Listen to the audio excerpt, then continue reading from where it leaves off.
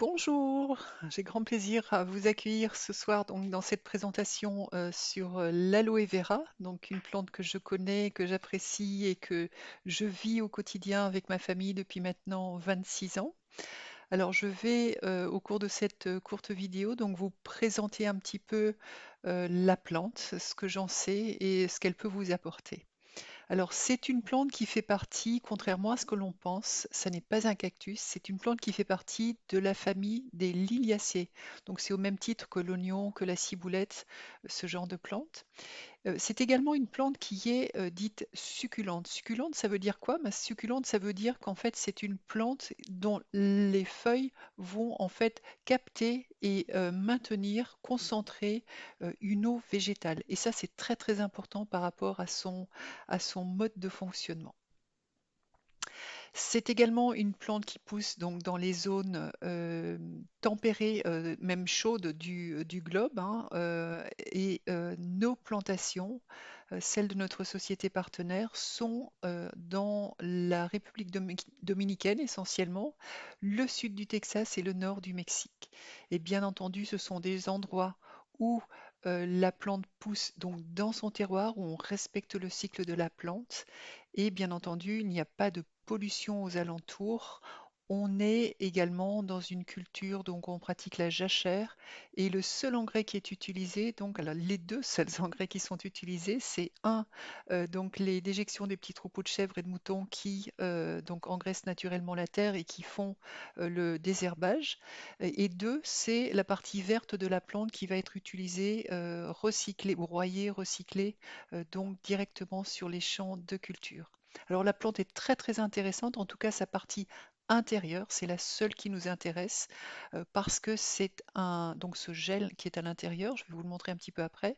Eh bien ce gel est très intéressant parce que c'est lui qui concentre tous les nutriments qui vont apporter tous les bienfaits qu'on peut en attendre.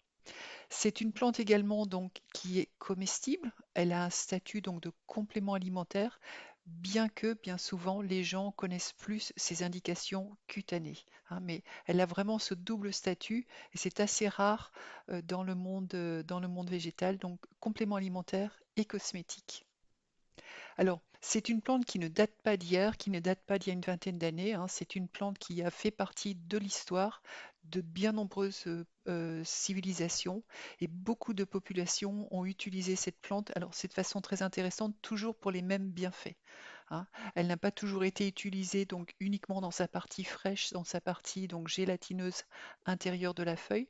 À certaines époques, elle a été utilisée, donc on laissait la feuille sécher complètement, on la broyait, voire on la réduisait en charbon, mais on ne peut pas en attendre les mêmes bienfaits, hein. Mais moi, personnellement, ce que j'ai aimé, c'est ce côté, c'est une plante qui a de l'histoire et c'est une plante qui n'est pas nécessairement à la mode au sens où beaucoup de gens l'entendent.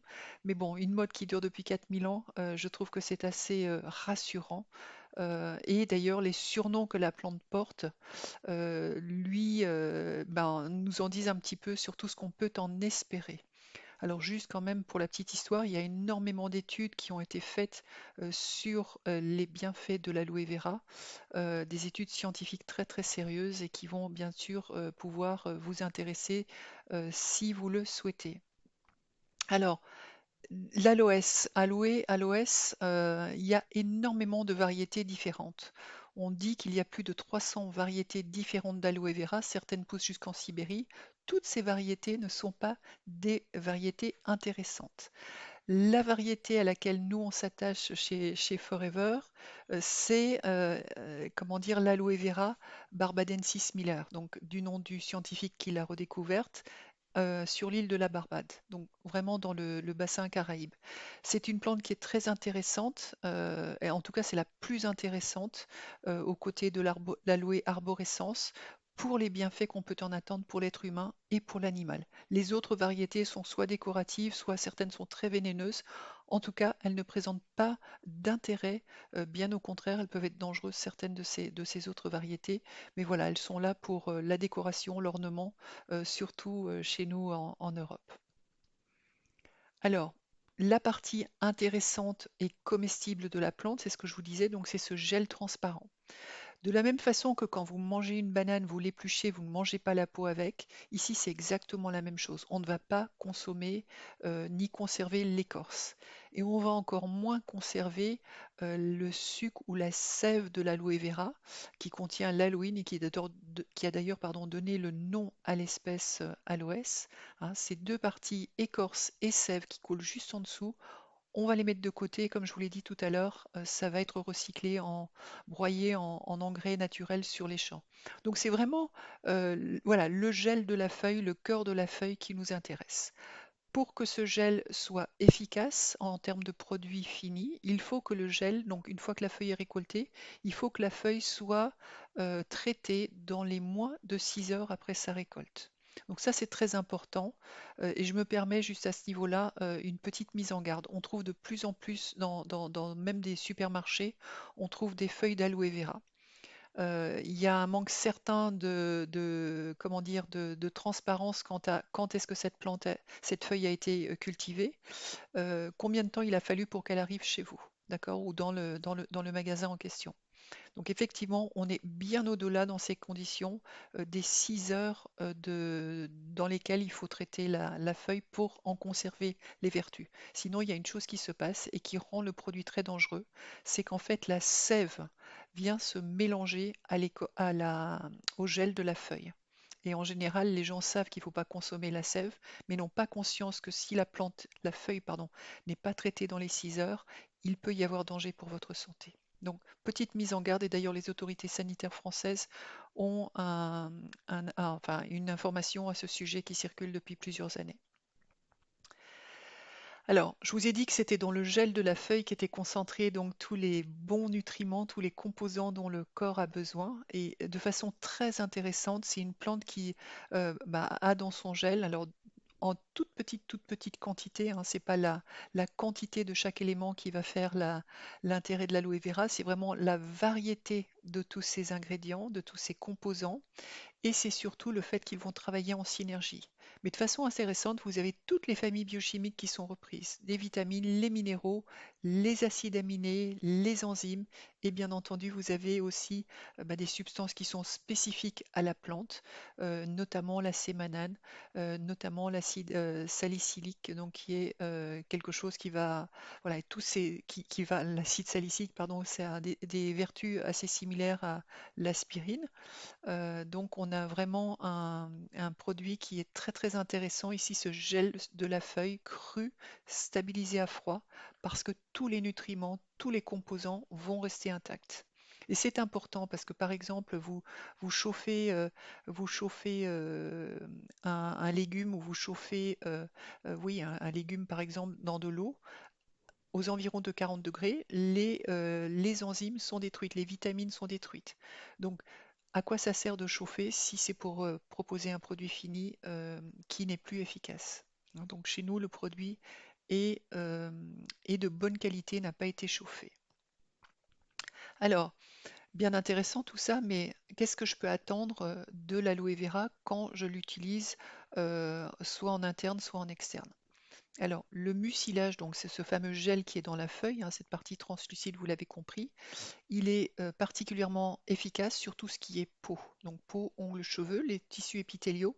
Donc ça inclut également toutes les muqueuses qui tapissent les cavités que vous avez dans le corps. Donc c'est le système urogénital, c'est le système digestif, c'est le système respiratoire. Hein, parce que c'est de la muqueuse, donc toutes ces parties dont je viens de vous parler.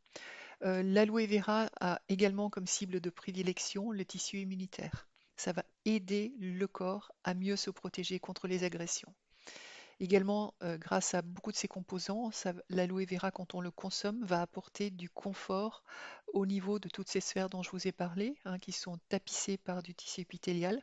Et notamment, ça va apporter beaucoup de confort et de régulation du transit digestif. Également, donc, certains des composants vont avoir une action très intéressante pour apaiser tout ce qui est inflammation locale. Je ne vous parle pas d'une grosse inflammation, je vous parle de, voilà, vous avez par exemple une petite brûlure, ben, on parle d'inflammation, hein, même si on parle de brûlure aussi, eh bien vous avez donc toute la batterie des secouristes locaux qui vont entrer en action et l'aloe vera peut renforcer cette action donc de lutte contre l'inflammation. Le gel de la feuille, donc tout comme la plante, et encore une fois, c'est prouvé tout ça scientifiquement, la plante, donc le gel de la plante a des actions naturellement cicatrisantes, hydratantes, apaisantes et calmantes. Donc je pense que vous commencez à comprendre que enfin, l'intérêt d'utiliser de l'aloe vera soit en interne, soit en externe.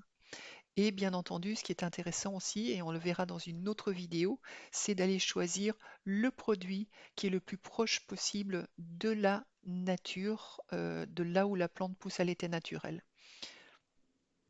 Alors justement, euh, l'aloe vera forever présente énormément d'avantages. Pourquoi? Parce que tout simplement, eh bien, la société est ce qu'on appelle intégrée verticalement, c'est-à-dire qu'elle maîtrise absolument tout le process, donc de la culture, la récolte, le prélèvement du gel, sa stabilisation, son conditionnement sous forme de produits finis. Et même également, Forever maîtrise l'acheminement, la logistique jusqu'au client final grâce à notre plateforme logistique. Donc c'est vraiment un gros atout par rapport à certains enfin, certains manufacturiers qui mettent à disposition des produits voilà, dont ils ne maîtrisent pas justement toute la filière. Alors, je vous l'ai dit tout à l'heure, on pratique la jachère. On a une récolte et une culture manuelle, hein. On sélectionne, comme je vous l'ai dit, uniquement l'intérieur de la feuille.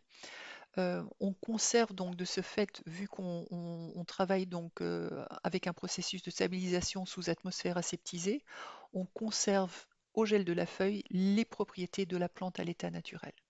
Ce qui en fait vraiment comme ingrédient majoritaire dans la plupart de nos produits, ben, c'est ce gel, cette pulpe fraîche qui est stabilisée. Il n'est pas question de poudre, il n'est pas question d'eau, hein. Et bien entendu, dans nos produits qui contiennent l'aloe vera, on ne parle pas de petits pourcentages. Je vous en parlerai dans une autre vidéo, hein. On est vraiment, c'est l'ingrédient majoritaire, donc le premier que vous voyez sur les étiquettes. Et tout le process, évidemment, vous garantit que vous avez des principes qui sont efficaces, des principes actifs qui sont efficaces. Et bien sûr, pour que le produit soit toujours efficace quand il arrive chez vous, eh bien entendu, il est conditionné sous des emballages qui sont protecteurs et qui préservent justement l'intégrité du gel d'aloe, de la pulpe, pour que les produits finis soient efficaces et que vous les appréciez par rapport aux bienfaits qu'ils peuvent vous apporter. Alors, maintenant, ce que je vous propose, c'est effectivement de découvrir notre univers en allant visiter les différents guides de ce groupe, hein. Vous allez voir, c'est organisé dans différents guides. Et justement, la vidéo suivante que je vous conseille d'aller voir, ça va être la suite logique de celle-ci. C'est dans le guide numéro 2, c'est les 9 bonnes raisons de boire de l'aloe vera. Comment et où, enfin comment et quand, pardon, en consommer et de quelle façon le consommer. Alors je vous dis à tout de suite dans la vidéo suivante. Merci pour votre attention.